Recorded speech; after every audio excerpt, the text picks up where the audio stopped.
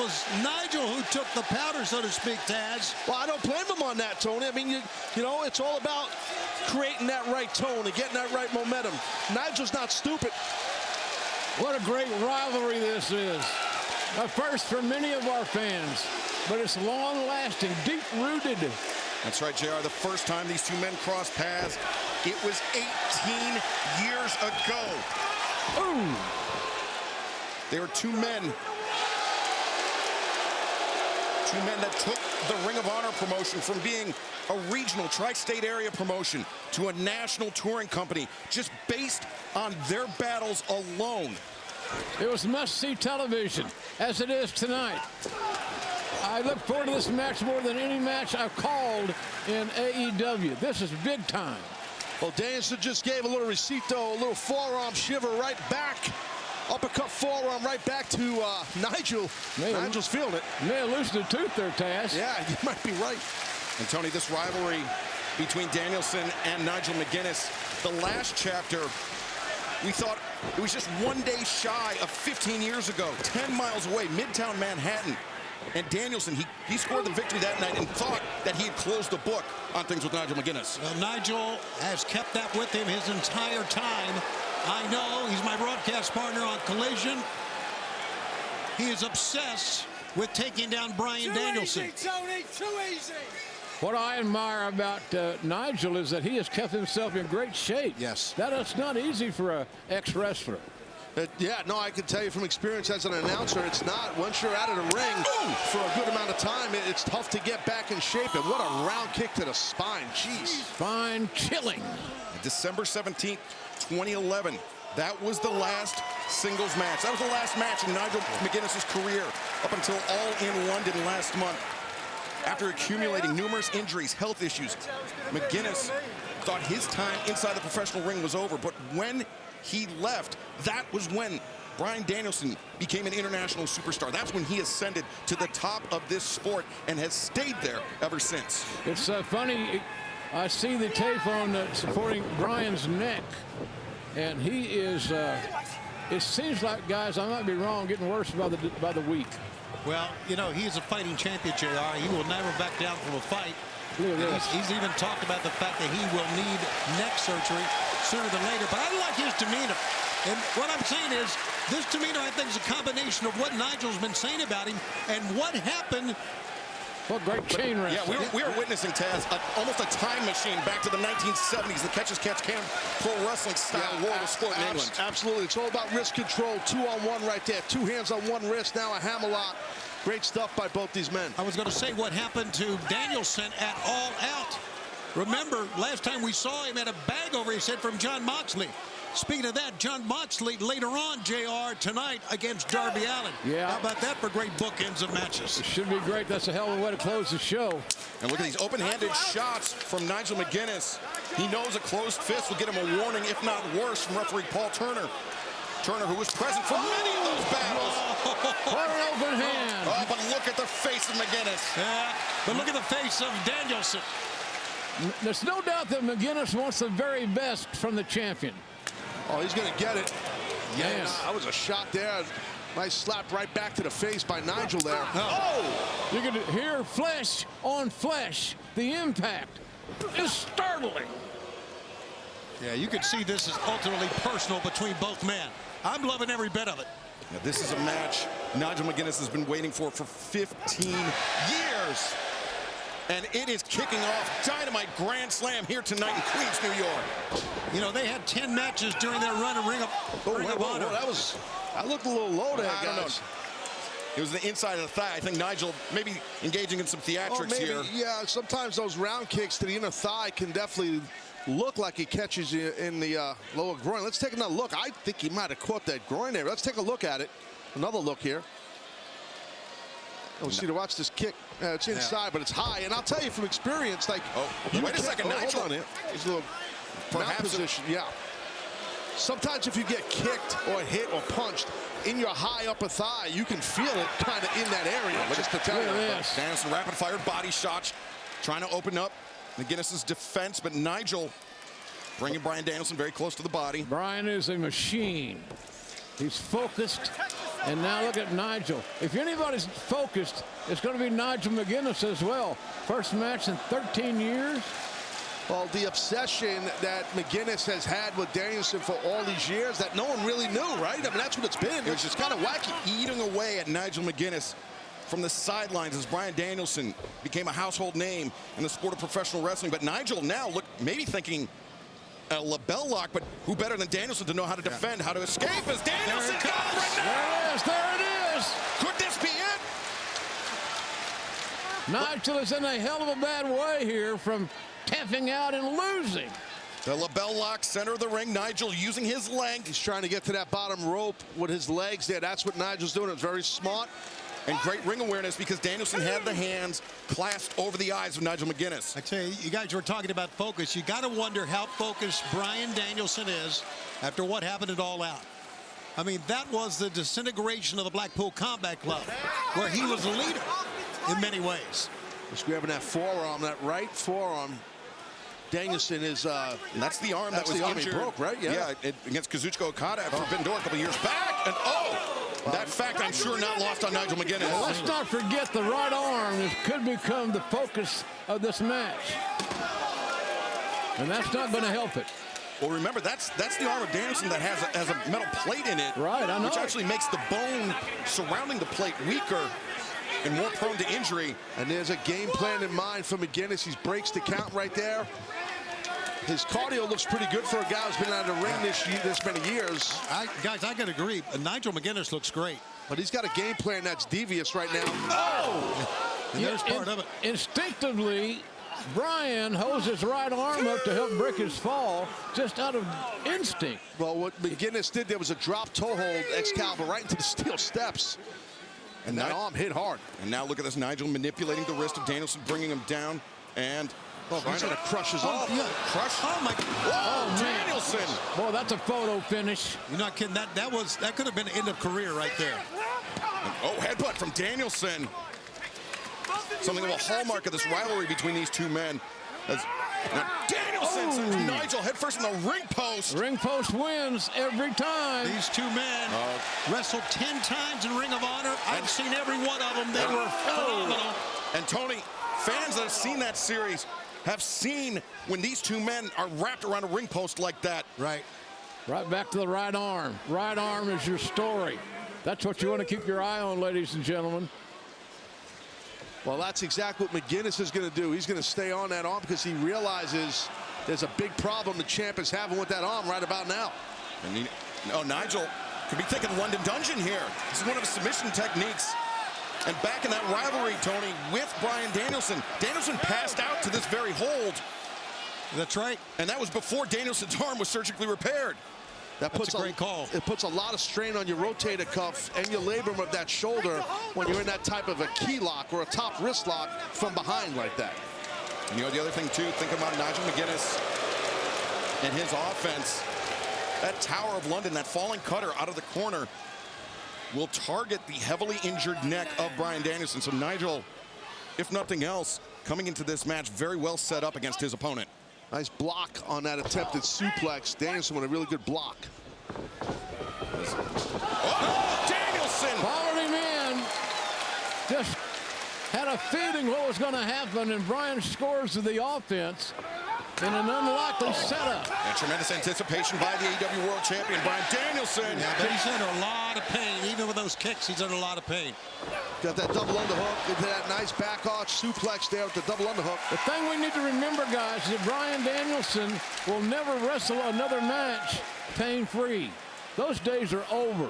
He's got to gut it out each and every time, and there's not much left. He'll never wrestle another match, forgetting about what John Moxley did to him. Oh, wait, Tower of London, perhaps. Caccianoli. Tower of London. That's right. No. Good call. No, didn't get it. Danielson escapes free. Nigel. Oh, Big time. Big impact. But he went right to the forearm, guys. He nailed him with the knee, but Danielson grabbing that forearm instantly. If Danielson was able to capitalize, go for a pinfall attempt, he may have been able to end it right there. You're right. No doubt about that.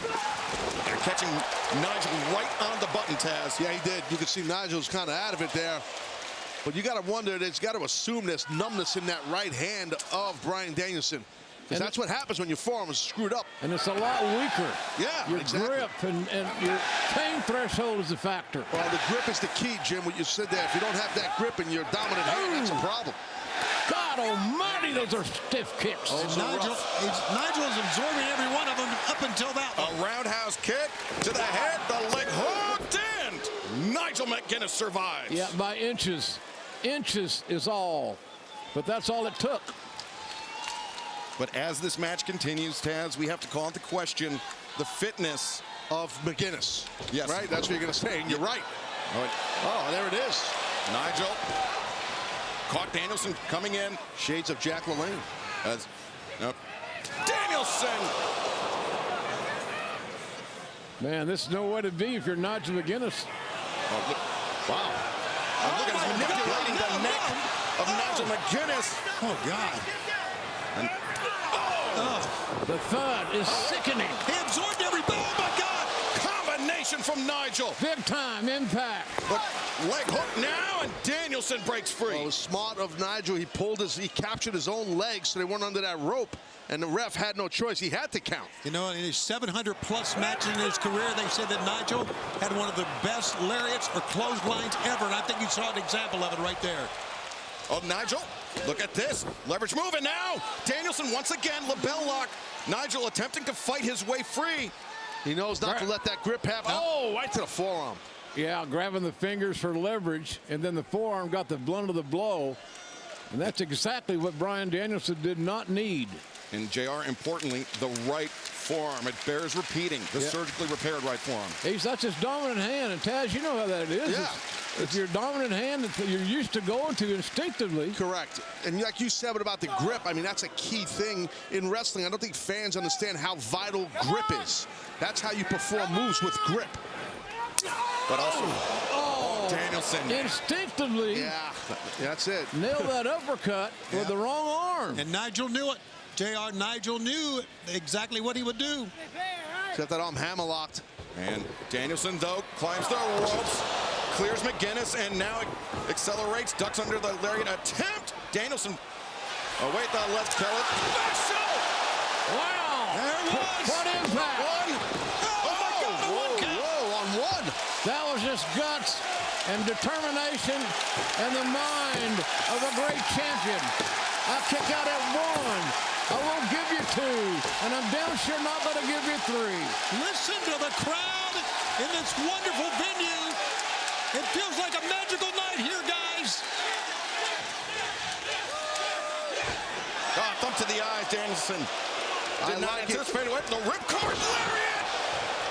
He might get him. McGuinness, two, and Danielson able to Nigel kick out. really pops his hits on those clotheslines, Taz. Yeah, he does. He's got, obviously, Nigel has a plethora of experience. Even though he's been out of the ring for quite some time, for years, he still has that instinct, and those technique is perfect that he uses. Yeah, and speaking of technique, Taz, one thing I want to draw attention to Nigel McGuinness, his pinfall attempts, instead of going for the far leg and a lateral press across the chest, he's hooking the near leg and getting in almost to a high stack as he's looking for London Dungeon once again.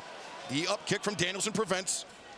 The game plans of each man starting to unfold as we proceed here in this classic matchup. If Nigel McGuinness wins this thing, I will never hear the end of it on Collision, I can tell you that. The world won't. It'll be a huge deal, and it could happen to defeat the world champion. Oh, look. Right in the shoulder. McGuinness imploring more. He's looking great. From Danielson, and now the hammer and anvil elbows. This from Nigel McGuinness on Bryan Danielson. Can you imagine how painful that is for Bryan Danielson, for the champion? He's enduring as best he can. Oh, he picked him up by his neck. By his neck. Nigel looking for the Tower of London. Here it is in the corner. He hit it. He's going to win the thing. Nigel's going to take it right here. 1, 2, no. And this time Nigel hooked both legs just to be sure, but it was not to be. Boy, it's a great match. Think about what Bryan Danielson and his neck has endured in the last 30 days. The match in London, England with Swerve Strickland. The match 2.5 weeks ago with Jack Perry. The assault by Jon Moxley and Claudio Castagnoli. And now this match. Danielson perhaps wrestling on borrowed time. I think there's no doubt about that, Excalibur. Borrowed time is a good way to put it. He's already starting the clock himself. He's holding his stopwatch, so to speak. The London Dungeon cinched in once again, Taz. More pressure, not only on the forearm, but the triceps as well of Danielson. Oh, and the shoulder. Oh, my God. No. And the shoulder. Oh, my God. He is yanking back. Oh, he's going to tear that labrum or that rotator cuff off the bone. Look at Paul Turner double checking with Danielson now. Man, that is rough. And look at the timekeeper. Danielson counters. It rolls through, and now the elbow strikes. Back on the offense. Back on the offense quickly. Yeah, JR with the left arm, too. Nigel's gone down. He's beating the hell out of Nigel, as you said, with his left arm. He's forced to go lefty. He's a right-hander. And Taz, we talked about the fitness of the champion of Nigel McGuinness. You know, we've seen him do a lot of cardiovascular training. How much in-ring training has he been able to do? But what about Danielson this last 2.5 weeks? Has he been able to train at all since All Out? Yeah, Danielson's very low-key. Lately, we haven't heard much about what's going on with his training or his body after what Moxley did to him. Yeah, I'm thinking not only physically, but mentally. Yeah, you're right. That's true. It was a traumatic incident for our fans and certainly for Bryan Danielson, who's still hanging right in there. Well, Danielson's smart. He's multitasking. He's got to use his legs. He can't use that forearm, but he can use that left-hand chop. But Bryan's gone lefty. Now the headbutts. Switch hitter. You can expect some kicks. Oh, brother. Nigel's so smart. Yeah. He's a strategist, Taz. A lot of years of experience, JR. You know how that goes, and that's what I said earlier about McGuinness. He has that Excalibur. He knows how to bring it out, even though he's been out in the ring for a long time. he's got the experience. He's got the inventiveness. And, oh, wait, now, Danielson, a counter. That's it. McGuinness, one, upset, two, big upset. No! Barely, his shoulders off the canvas. What a clothesline. Nigel McGuinness threw everything he had into that shot. Thought he had him. Credit to Danielson's toughness. Bryan is squeezing his left hand, his right hand lying dormant. Oh, wait a second, Danielson. Look at this. Because of the way McGuinness fell, he was in perfect position for the lapel lock. Can he get it on? Yeah, can he get it? Digging, trying. That's now center of the ring. Danielson. There he goes. You got to do an S grip. Oh, he can't get the grip. That's what we're saying about that grip. JR pointed it out earlier. And Nigel trying to maneuver the hips, trying to get himself in range of ropes to force the break. Taking him too long to find a comfortable grip. That's a real thing, guys. And your hand and your forearm is screwed up. And frustration coming in to Bryan. Hammer punches there. Yeah, the side of the jaw. With his left hand, by the way. And now Danielson, lapel lock is in, but McGuinness rolls. Stacked them here for looking for a pin. Ref's got to watch that. Got to watch the back here of the champion. But Bryan Danielson doing a good job keeping his shoulders rolled. The left shoulder. Yeah. Oh, look at this. Nigel trying to escape, but now Danielson. Look at this. Look at this. Oh, Nigel was out of it with Danielson too quick. Danielson, instead of gripping with the hands, using his own wrist as a lever. And Nigel McGuinness, he is on the verge of tapping out in the center of the ring. Can Danielson force the submission? Yes, he can! Did you just say thank you? Wait a second, we know. Christian Cage has that open contract for the AEW World Championship. Is this his moment to cash in? Oh, boy. Are you kidding me? If he executes that contract here tonight, Danielson, after this 15-plus minute battle with Nigel McGuinness. With a screwed up right forearm. What an opportunist. Danielson saying, bring it on.